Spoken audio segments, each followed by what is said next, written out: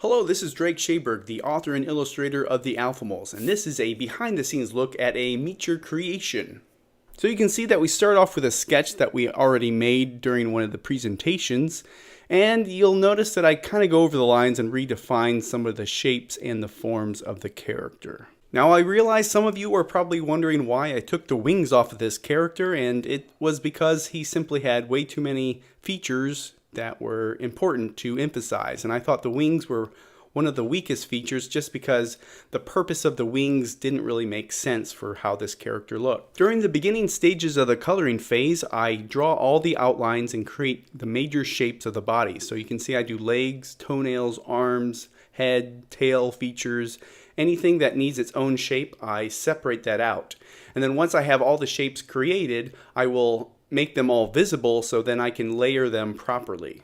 Once everything is in its right layer, I usually start on the face because the face is where your eye goes first, and it kind of determines how the character will look overall. When I define the initial color of the character, it's not a definite thing. It's easily changed in the future, and you'll see that throughout this creation or the coloring process that I do change it quite a bit just to get a better feel for what it looks like.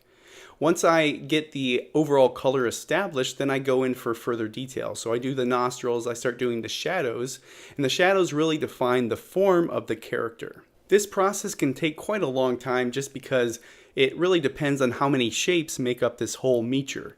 In this particular case, this Meature has quite a few shapes, so I had to spend a little more time defining every single shadow on every single shape. The best way to figure out where the shadows go on each of the forms is to really think about where the light is coming from. For me, I like to imagine the light coming from the top left of everything I do. Just because I'm left-handed, I imagine my hand as the sun.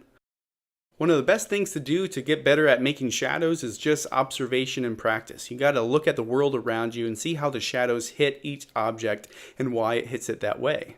One of the unique features about this particular Meature is that it has a giant beard on its face. So I spent a little bit more time making sure the details were right and made sure it felt like a hairy thing on its face. One of the things that I try to do when it comes to hair to make it look a little bit more realistic is draw both highlights and shadows in zigzaggy form so it kind of breaks up the flatness of it. Because when you look at hair, you'll see lots of different coloration and patterns within it. I will admit that there are times where this becomes tedious and that I have to zoom in and make sure things line up correctly.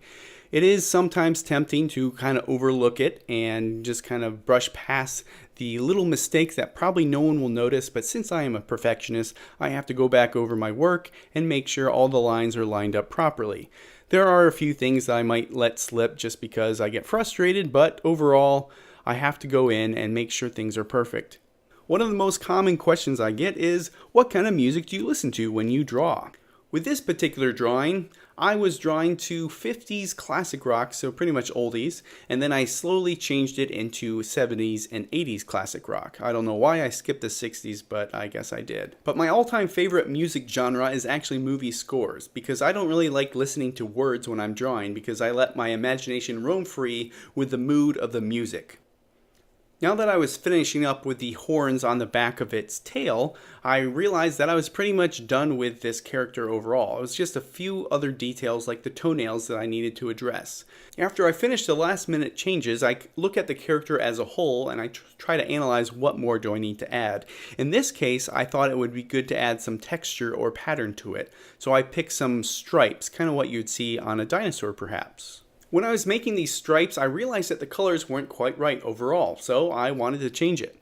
So I just went in and I selected all the colors that were the same, and then I changed it to the color that I thought looked best. It really just comes down to personal taste.